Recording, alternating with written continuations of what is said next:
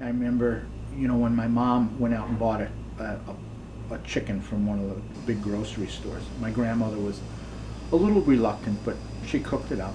And I still remember my grandmother's words going, "I don't know what this is, but it's not a chicken." And it did. It tasted very different from the chickens that we grew on the farm. One of the things that local agriculture brings to the table is transparency. You can see that animal with its mom in the pasture eating grass.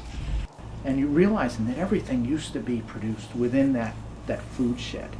We used to do our own, our doctors would come to the houses, and there were local pharmacists, and there were local creameries. There were 3 different creameries in West Rutland, Vermont. I think as an animal, we've developed that need to be connected to what we do, to need to be connected to a group, to really need to rediscover who we are. I'm a farmer. I want to produce food. I want to have those relationships and connections to the people around me.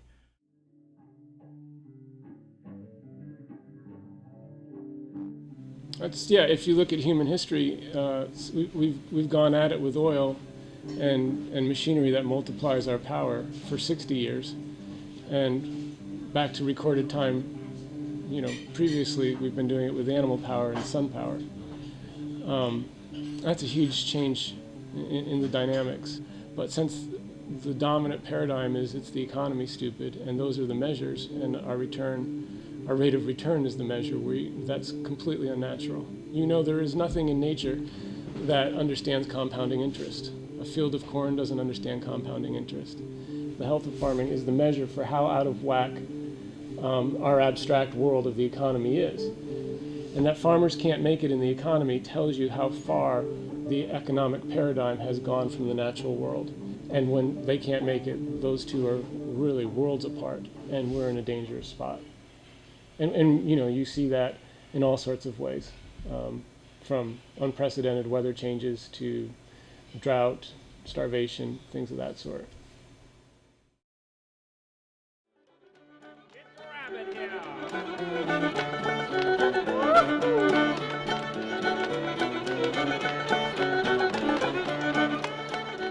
Everything should be done with respect and reverence.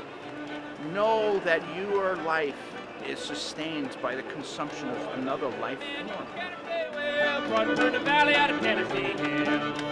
And treat it with respect. And then it goes down from respect for the soil. Even our vegetables, industrial agriculture is a strip mining operation.